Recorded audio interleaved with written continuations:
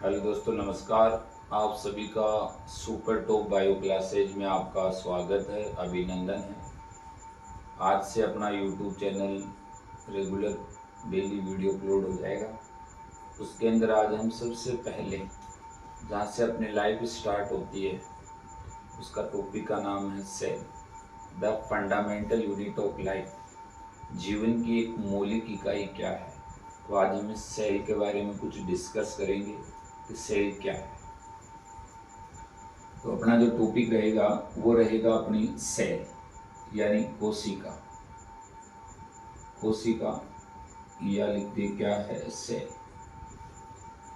पहली बात आती है कि सेल जो होता है, सेल क्या चीज है। सेल के बारे में यदि सबसे पहली बात की जाए तो सेल के बारे में सबसे पहली बार जो खोज की गई है वो की गई है, यानी खोज का मतलब इसकी जो डिस्कवरी की है वो डिस्कवरी की है एक साइंटिस्ट का नाम है जिसका नाम है रॉबर्ट हुक। और रॉबर्ट हुक ने सबसे पहले एक सेल की बताई जिसका नाम है डेड सेल, जिसकी खोज 1665 के अंदर खोजी गया, जिसका नाम है मृत क्या है कोशिका। और इसी को हम क्या कहते हैं, डेड क्या है सेल, मृत कोशिका। और रॉबर्ट हुक ने इस डेड सेल की जो खोज की है ये की है कोरक पीस के अंदर। कोरक पीस का मतलब होता है लकड़ी का क्या है टुकड़ा। और इस लकड़ी के टुकड़े का उन्होंने स्टडी की यानी अध्ययन किया है अपने ही स्वयं के द्वारा बनाई गई माइक्रोस्कोप। माइक्रो क्या है स्कोप, जिसको हम कहते हैं सूक्ष्म क्या है दृष्टि। तो इसके बारे में देखें कि कोशिका के बारे में सबसे पहली बार फर्स्ट टाइम जो डिस्कवरी की है वो की है रॉबर्ट हुक ने। पूछे कब की है तो 1665 के अंदर। देखो सेल के टू टाइप्स होते हैं, एक होती है डेड सेल, एक होती है लिविंग सेल। तो रॉबर्ट हुक ने जो सबसे फर्स्ट टाइम जो सेल बताई है वो कौन सी थी, डेड सेल यानी मरी हुई कोशिका। और उस मरी हुई कोशिका का अध्ययन किसमें किया है, कोरक पीस के अंदर यानी लकड़ी का टुकड़ा। और उस लकड़ी के टुकड़े के अंदर उन्होंने स्वयं के द्वारा बनाई गई एक माइक्रोस्कोप यानी सूक्ष्मदर्शी की सहायता से। जैसे मधुमक्खी का जो छत्ता होता है उसके अंदर आप देखते हो बिल्कुल बारीक हल्के हल्के होल होते हैं। उसी प्रकार जब रॉबर्ट हुक ने अपने स्वयं के द्वारा बनाई गई माइक्रोस्कोप से कोरल पीस की स्टडी की तो उसमें सेम बिल्कुल उसी समान छोटे छोटे उनमें चेम्बर नजर आए, यानी जिनको हम पोस्ट कह सकते हैं। और उन्हीं चेम्बरों को रॉबर्ट हुक ने कौन सी सेल दी है, डेड सेल। तो क्वेश्चन पूछे कि रॉबर्ट हुक ने कौन सी सेल की है, मृत कोशिका। कब की है, 1665 के अंदर। किसमें अध्ययन किया, लकड़ी के क्या टुकड़े।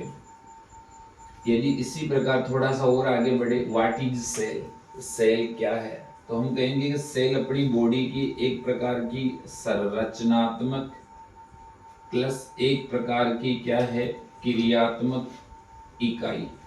ओल्ड एज कोल्ड में उसको क्या कह सकता हूँ, सेल। यानी सेल अपनी बॉडी की स्ट्रक्चरल एंड फंक्शनल जो यूनिट होती है, फंक्शनल क्या है यूनिट, इस यूनिट को ही हम क्या कहते हैं, सेल। कहने का मतलब शरीर की सबसे संरचनात्मक यानी सबसे कार्य के आधार पर, फंक्शनलात्मक यानी कार्य के आधार पर और संरचना के आधार पर यदि अपने शरीर की कोई सबसे छोटी यूनिट है तो वो अपनी क्या है, सेल। इधर आ दो, आपको पूछे कि सब सेल क्या है तो हम कहेंगे कि जीवन की सबसे समोलिस्ट क्या है, यूनिट। समोलिस्ट क्या है, यूनिट। इसको भी मैं एक प्रकार से सबसे छोटी क्या है, इकाई, सबसे छोटी इकाई। इसको भी मैं क्या कह सकता हूँ, कोशिका कह सकता हूँ। तो ये कोशिका के बारे में बात कही। अपने जीवन का जहाँ से प्रारंभ हुआ है, स्टार्टिंग हुआ है, वो इसी सेल के माध्यम से हुआ है। यदि पूछ ले कि अपनी बॉडी की सबसे शरीर में सबसे पहली बार बनने वाले सेल का नाम क्या है? हम सब जानते हैं उस सेल का नाम पूछा जाए, सेल का क्या नाम? तो सेल का नाम है जाइगोट। क्या कहते हैं? क्या कहते हैं? जाई क्या है? गोट। जाइगोट का मतलब होता है यूनिट। इस जाइगोट का जो निर्माण वो दो से होता है। एक तो होता है स्पर्म से, एक होता है ओवम से। स्पर्म को हम कहते हैं शुक्राणु, ओवम को हम कहते हैं एक प्रकार का क्या है? अंडाणु। शुक्राणु जो होता है वो भी हैप्लॉइड होता है, हैप्लॉइड। ओवम जो होता है वो भी एक प्रकार का क्या होता है? हैप्लॉइड होता है। हैप्लॉइड का मतलब नंबर n, हैप्लॉइड का मतलब नंबर है। लेकिन यदि जाइगोट के बारे में बात की जाए तो ये कैसा होता है? डाइप्लॉइड होता है। और डाइप्लॉइड का मतलब होता है 2n।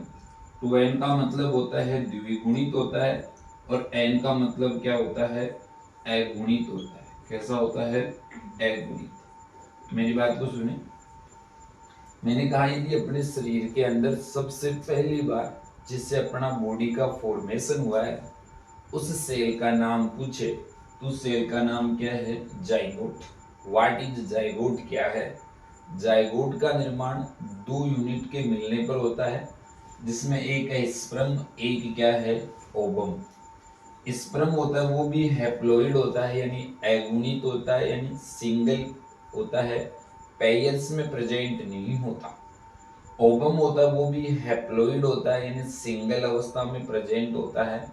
इस कारण स्पर्म भी हैप्लॉइड होता है और ओवम भी क्या होता है? हैप्लॉइड ही होता है। हैप्लॉइड और हैप्लॉइड को मिला दो तो डाइप्लॉइड हो जाएगा, मतलब कैसा हो जाएगा? द्विगुणित हो जाएगा। एक बात को थोड़ा सा याद रखना है, ओवम जो होता है, ओवम ये फीमेल के बॉडी में बनता है, सब जानते हो, मादा के शरीर में बनता है। तो इस कारण से तो ये तो नोट मोमेंट होता है। नोट क्या है? मोमेंट, यानी गति नहीं करता। लेकिन जो स्पर्म होता है ये एज क्या होता है? मोमेंट करता है, यानी क्या करता है? गति। क्यों? क्योंकि स्पर्म का जो निर्माण है वो बनता किसके शरीर में है? मेल के शरीर में। उसको फर्टिलाइजेशन क्रिया करने के लिए मादा के फैलोपियन ट्यूब का मिडिल पार्ट का नाम है एम्प्यूला, वहां तक उसको गति करना पड़ता है। तो स्पर्म जो होता है वो मूवमेंट करता है, यानी गति करता है, जबकि अंडाणु जो होता है वो मूवमेंट नहीं करता, यानी गतिशील नहीं होता। तो मैं यहाँ लिख दूं कि ये अगतिशील होता है, और आपका जो स्पर्म जो होता है वो क्या होता है? गतिशील होता है। एक सेल के बारे में कुछ बेसिक और देखें। आपको ऐसे पूछा जाए कि सेल को यदि अंग्रेजी भाषा में बोली जाए, ये बेसिक सी बात है, ये तो आप सब जानते हो।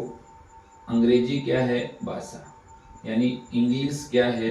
लैंग्वेज के अंदर सेल कोशिका को हम क्या कहते हैं? सेल। और इस सेल वर्ड की जो उत्पत्ति हुई है, यानी जो ओरिजिन हुई है, वो एक वर्ड हुआ है सेला। कौन से वर्ड से हुई है? सेला। और इस सेला का यदि मीनिंग पूछा जाए तो वो होता है चेम्बर। चेम्बर का मतलब होता है प्रकोष्ठ, और इन्हीं प्रकोष्ठों को हमने किस नाम से जाना गया है? सेल। ये थोड़ी बेसिक बातें रही। अब हम कुछ महत्वपूर्ण जो ईयर्स है, यानी जो समय है, उसके बारे में करते हैं कि कौन सी ईयर के अंदर क्या बताया गया।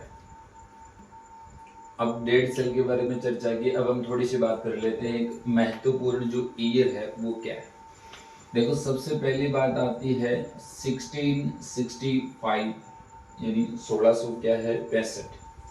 इस 1665 के अंदर हम जानते हैं एक साइंटिस्ट आया जिसका नाम क्या है? रॉबर्ट क्या है? हुक। और रॉबर्ट हुक ने एक सेल बताई जिसका नाम क्या है? मृत क्या है? कोशिका, डेड सेल। इस मृत कोशिका की जो खोज है वो किस में की है? कोरक पीस में। कोरक पीस, और कोरक पीस का मतलब है लकड़ी का टुकड़ा। और किसकी सहायता से इसका अध्ययन किया है? तो सूक्ष्म क्या है? दृष्टि। देखो मेरी बात को सुनो कि सेल के बारे में सबसे फर्स्ट टाइम का मतलब है सबसे पहली क्या है? बार। रॉबर्ट हुक ने, एक साइंटिस्ट का नाम आया रॉबर्ट क्या है? हुक। इसने एक सेल का बताया था डेड सेल। डेड सेल का मतलब है मरी हुई कोशिका। किसके अंदर इसकी स्टडी की है? कोरक क्या है? पीस। किसकी सहायता से अध्ययन किया है? माइक्रो क्या है? स्कोप। तो इसमें देखो पूछे कि 1665 में रॉबर्ट हुक ने मरी हुई कोशिका का पता लकड़ी के टुकड़े में स्वयं की सूक्ष्मदर्शी की सहायता से अध्ययन किया। इसके बाद में सेकंड ईयर आती है 1670 क्या 4। इसमें एक जो सेकंड नंबर पर जो साइंटिस्ट आता है उसका नाम होता है ल्यूवेन हॉक। ल्यूवेन क्या है? हॉक। और ल्यूवेन हॉक ने लिविंग सेल के बारे में बताया था। लिविंग सेल, लिविंग सेल का मतलब है जीवित कोशिका के बारे में पता लगाएं। और लिविंग हॉक ने जीवित कोशिका का पता पॉन्ड वाटर के अंदर लगाया, यानी तालाब के क्या है? पानी के अंदर। कई बुकों के अंदर देखोगे तो दांत का जो गंदा मैल होता है उसके अंदर भी लिविंग सेल को देखा गया, लेकिन सबसे पहली बार लिविंग हॉक ने 1674 के अंदर यदि लिविंग सेल की स्टडी की है तो वो पॉन्ड वाटर में की है, यानी तालाब के क्या है? पानी में। तो 1674 में ल्यूवेन हॉक ने जीवित कोशिका की खोज तालाब के क्या की है? पानी में की। इसके बाद में जस्ट आगे बढ़े 1831। इसके अंदर वापस एक साइंटिस्ट का नाम आता है जिसका नाम है रॉबर्ट क्या है? ब्राउन। और रॉबर्ट ब्राउन ने किसकी खोज की है? न्यूक्लियस की, यानी केंद्रक की। और कहाँ इसकी स्टडी की है? सेल की। यानी 1831 के अंदर रॉबर्ट ब्राउन ने न्यूक्लियस यानी केंद्रक की खोज की है। किसके अंदर? कोशिका के अंदर। केंद्र की क्या है? सेल का सबसे इंपॉर्टेंट पार्ट क्या है? केंद्र। केंद्र क्या है? जो कोशिका को एक शेप प्रदान करे, प्रोवाइड करे, उसको भी हम क्या कहते हैं? केंद्र।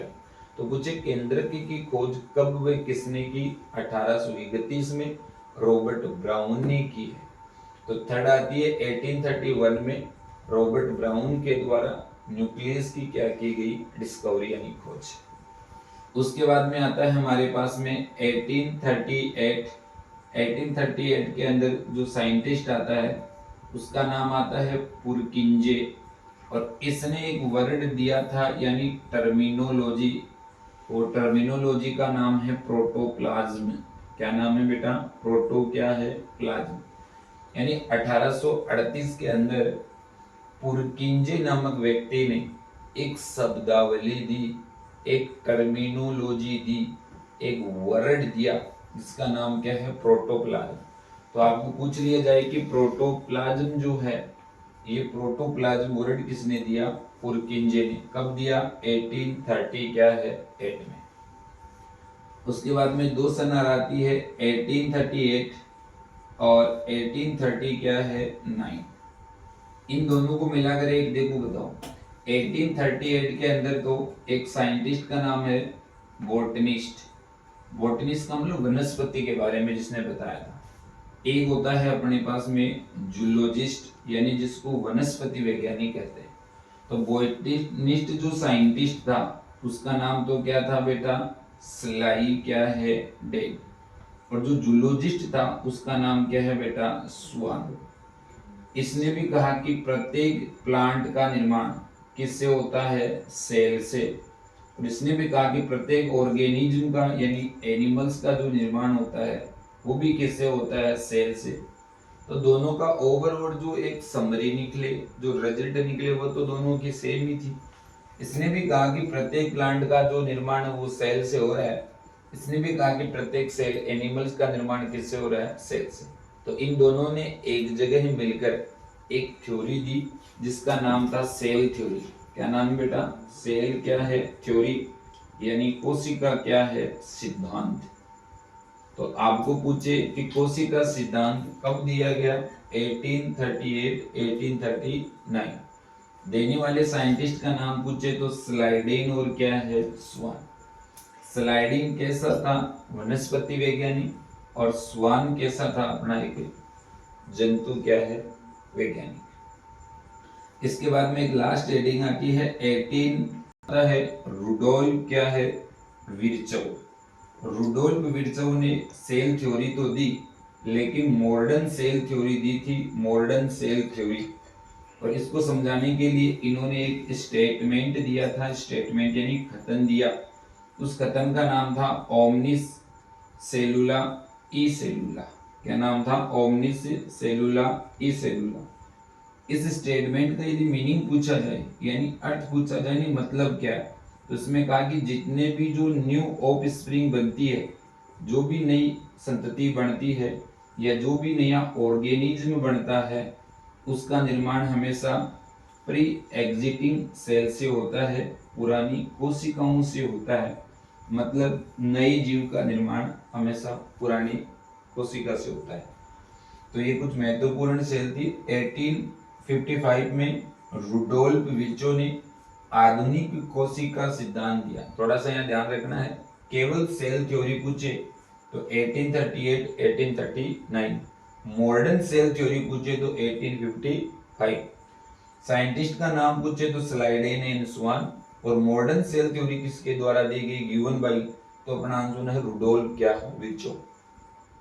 रुडोल्फ विर्चो ने एक स्टेटमेंट दिया इसको समझाने के लिए, ओमनिस सेलुला ई सेलुला, जिसका मतलब है कि यदि नई जो जनरेशन बनती है वो हमेशा पुरानी ही जनरेशन बनती है। जैसे हमारा निर्माण हमारे पेरेंट्स से हुआ है तो हम एक न्यू जनरेशन है, पेरेंट्स हमारी कंपेरिजन में एक ओल्ड जनरेशन है, तो नई जनरेशन का निर्माण हमेशा ओल्ड जनरेशन से होता है, नई सेल हमेशा पुरानी सेल से बनती है। इसको हमने क्या कहा है, ओमनी सेलुला ई सेलुला। ये स्टेटमेंट 1855 में रुडोल्फ विर्चो के द्वारा दिया गया। इसी कारण रुडोल्फ विर्चो को मॉडर्न सेल थ्योरी का प्रतिपादित कह सकते हैं। ओके, तो दोस्तों मैं आशा करता हूँ कि आज जो आपको रीड करवाया है बहुत अच्छे से समझ में भी आया होगा। इसी टॉपिक को कल हम आगे बढ़ाएंगे। हम बॉडी ऑर्गेनाइजेशन के आधार पर, मतलब शारीरिक संगठन के आधार पर सेल को कितने पार्ट में डिवाइड किया गया है उसके बारे में हम कल पढ़ेंगे।